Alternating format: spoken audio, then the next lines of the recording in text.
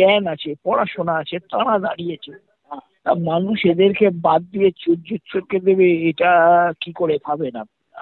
করে নওশাদ সিদ্দিকী, মাসুদ্দিন সিদ্দিকী, এরা আমি বারবার দুটি নাম করি, এনারা প্রত্যেকে যথেষ্ট জানেন, রাজনীতি বিষয়টা বোঝেন।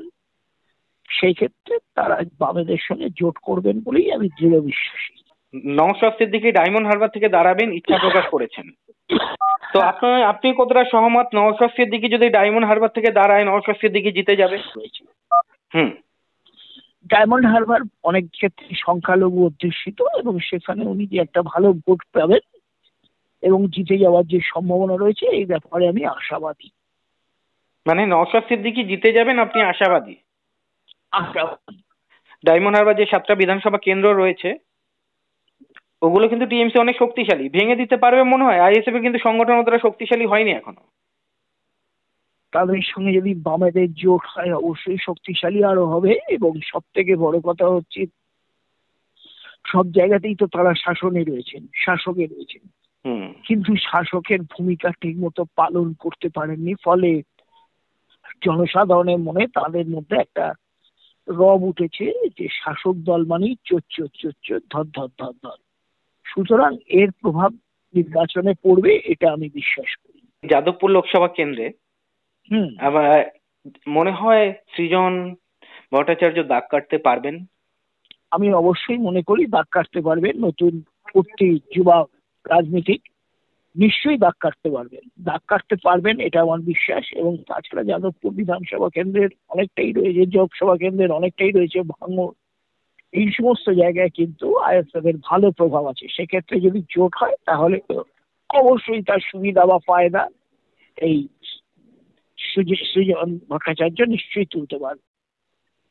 আচ্ছা, সায়ন ব্যানার্জি কেমন ফাইট দিতে পারে বলে আপনার মনে হয় তমলুক লোকসভা কেন্দ্রে? হেভিওয়েট প্রার্থী, খুবই ভালো ক্যান্ডিডেট এবং খুব ভালো কাজও করে, ও আইন জানেও ভালো, এবং ও ভালো কাজও করে। বেশিরভাগই ওকে সব্যসাচীর সঙ্গে দেখেছি আমি, সব্যসাচীর সঙ্গে আমার যথেষ্ট যোগাযোগ আছে। এবং সব্যসাচী হয়তো যাওয়ার আগে আমি ওকে ফোনও করেছিলাম, একটা অন্য ব্যাপার।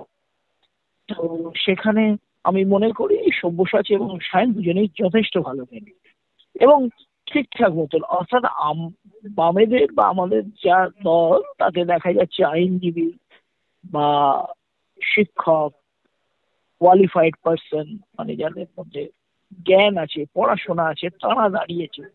তা মানুষ এদেরকে বাদ দিয়ে চোরকে দেবে, এটা কি করে ভাবেন আপনারা? এটা তো ভাবা যায় না।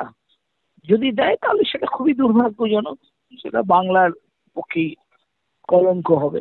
আচ্ছা স্যার, তমলুক লোকসভা কেন্দ্রে হেভিওয়েট প্রার্থী বিজেপির তরফ থেকে আসতে চলেছে প্রাক্তন অভিজিৎ গাঙ্গুলি বিচারপতি।